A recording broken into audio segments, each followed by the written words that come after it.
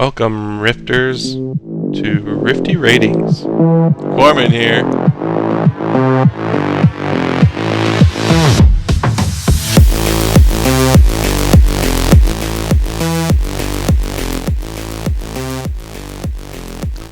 Alright, we've got our most played decks here for the Sydney Regional Qualifier.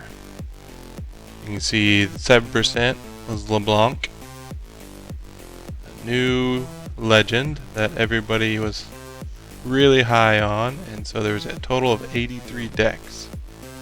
Next you had Master Yi at 6%, Aurelia at 6%, Diana at 5%, Vex at 4%, Misfortune at 4%, Victor at 4%, and Fiora at 3%. So the one that really sticks out here as far as an outlier to me is probably Fiora. She's not normally running Aurora, not like Misfortune would be. Also, she doesn't have Chaos in her deck. So Yi can run Aurora. He's also mid-range. And then all the other characters, or all the other all the other legends have Chaos as one of their domains, except for Victor and LeBlanc, which is the powerful mind and order decks with the very, very powerful removal. So these are the most played decks. Out of all these, my favorite as far as a character is Misfortune, but when it comes to legends and what I predicted, I kind of thought Diana was going to be the go-to for this regional. We will see if she progresses even higher in the next one. But on to the more detailed list here of legends. So we've got, as we mentioned, LeBlanc, Aurelia, Master Yi, the Wuju Bladesman, which is the +2 when defending alone, Diana, Vex, Misfortune, Victor. The other one had Fiora, but this one has Azir. So maybe Azir is higher than Fiora. But you can see the number of decks that were played and the percentage of the overall. This is not 0.4%, this would be 4% here. A little bit of a typo. But after Fiora, you've got Lilia, Ahri, Poppy, Kha'Zix, and Leona. Leona is the deck I'm interested in this set. I think she can do a lot with her deck now. A lot of hold, a lot of removal, and I think she has a very good variety now, especially with her signature spell, which is one of the top in my opinion, as well as Ahri. And after that, you had Kai'Sa, Pyke, which is another one I am interested in building a deck for, Rengar, Ezreal, Teemo, Draven, Ornn, Set, Sivir, Lee Sin, Annie, Lucian, Jinx, Lux. And then finally, the ones with 20 or less, you had Volibear, Rek'Sai, Vi, Ivern, Yasuo, Darius, Jax, Jhin, Master Yi, Wuju Master, Renata Glask, Rumble, and last but certainly not least is Garen for Demacia.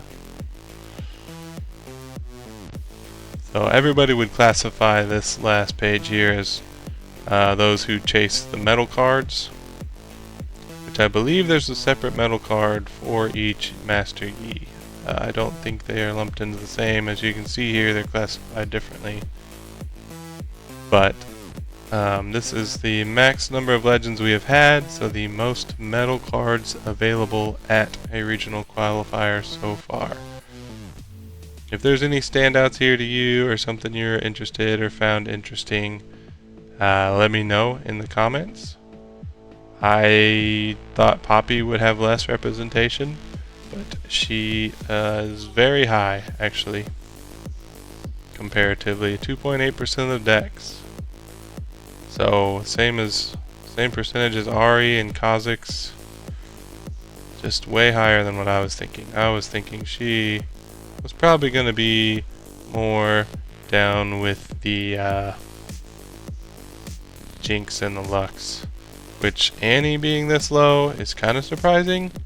I guess everybody knows that Prismaticism is going to run away with the best of, and so there's no reason to try, but it is a great deck, so you can get far in the tournament, but maybe that deters enough people to not want to have a best of for that, so they don't play it.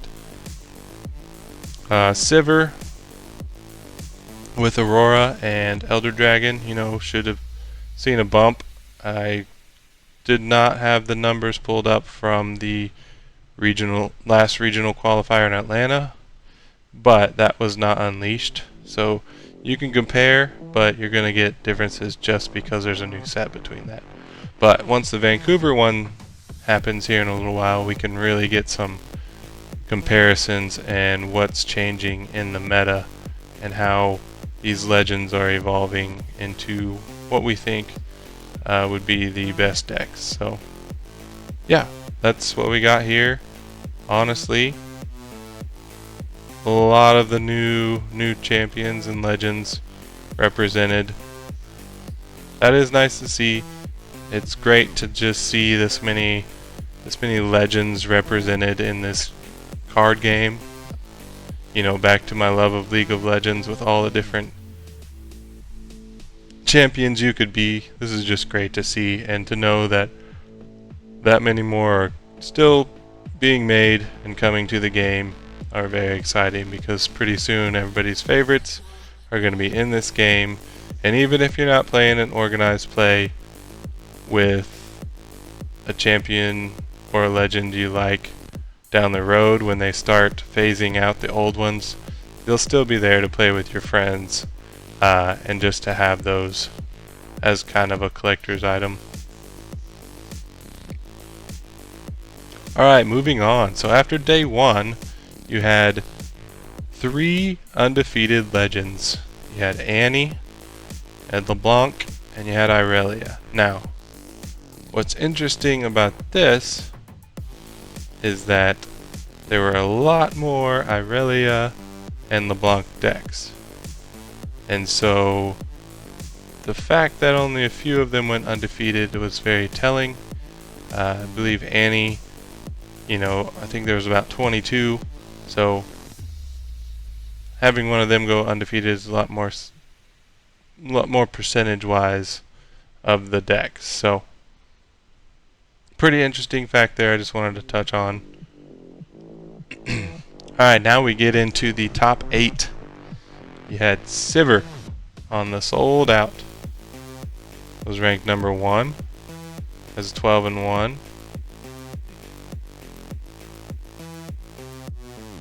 The only 12-1 in the tournament. And then number 2, you had Nice Boy on Diana. Number 3, you had Rico on Irelia. Number 4, you had Ghoster Driver on Irelia. Number 5, you had Bonk Repeat on Vex. And 6, you had Ashen OC. I don't know how you pronounce that. Ash. Just say Ash. Ash Noche, maybe? On Teemo. And then Zidane on LeBlanc, part of the Challenger TCG group. And then the other Challenger, oh no, that's Alan ZQ. He's not Challenger TCG, he's CTG. But everybody knows him from playing Ezreal. but this time he decided to go with Diana. So you don't see an Ezreal in there in the top, mainly because he switched. I'm sure if he would have stayed on Ezreal, he still probably would have made the top 8. But as you can see here, good variety. You only had 2 repeated legends. You have 2 Dianas and 2 Aurelias. Otherwise, it's different, which is great to see. Just a lot more exciting to watch, to get people more into these regional qualifiers and see this more as an event to stream live, and for audiences who aren't there in person to be able to view them. This just makes it that much better. And of course, you have the top 4, which went to Sivir and Vex versus Irelia and Diana. And then in the end, you had Sivir with Aurora playing against Irelia. And Irelia ended up taking it 2-0. And so I did call out Calm as being the domain to take this tournament, and I was correct, which is exciting. I think Calm got a huge buff in Unleashed, and I believe it's going to be showing up even more. Alright, here we go. Something even more interesting, at least to me, and what I like to look at are the most played units. And I think we all could see Vex Apathetic coming. It's the 4-cost champion, no recycle of a power. We all saw that and knew it was going to be a mainstay, especially being in purple with the deflect, and the ability is just a overpowered ability as far as stopping any kind of accelerated units. So it kind of trumps the most played card, which Vex Apathetic was used in 27% of decks, but Thousand-Tailed Watcher from Origin set was used in 31%. And we all know it's a great card. You can accelerate it, or you just use its ability to lower the might of all your enemy units and just attack them with your other units. But a new addition to the game, we've got Scuttle Crab over here at a 22% usage. And who can argue with that? Because when you play him, you draw a card.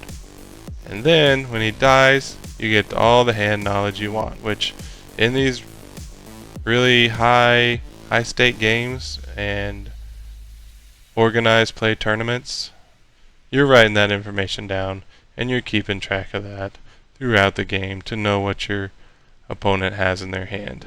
And then, after that, you've got Akshan, Mischievous, at 20%. Anybody know why he's all of a sudden way up there? I can give you a guess. Aurora. Yeah, Dazzling Aurora. People are playing those to pull those away from their opponents. Also, the Disarming Rake here, 17%. That would be the reason he would be being played, because he gets to destroy a gear. Akshan just gets to steal it, which is great for Aurora, because then you're just playing more units on your side and preventing your opponent from doing so. Tide Turner, if you watch the finals, was used to move a lot of stuff around to help Rico win that tournament. Vile Maw is a new one. I didn't see it played much. I didn't watch most of the tournament. I saw some of the finals and top 8, but I'd assume he was being played in their Vex deck, as well as maybe some of the Irelia decks. But just a great overall unit with the ambush mechanic and the fact that you get to draw when he holds, and he eliminates the might of any units that are not as strong as him. So great unit there. We all know the Lonely Poro and the Noxus Hopeful, they're standards.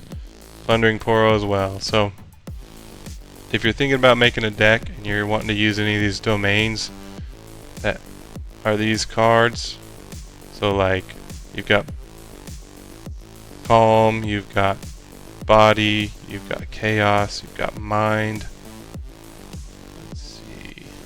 Noxus Hopeful is Fury, and then I believe that's it. So if you're using any one of those, I would highly suggest using some of these cards in your deck, even if you don't know how you would use them.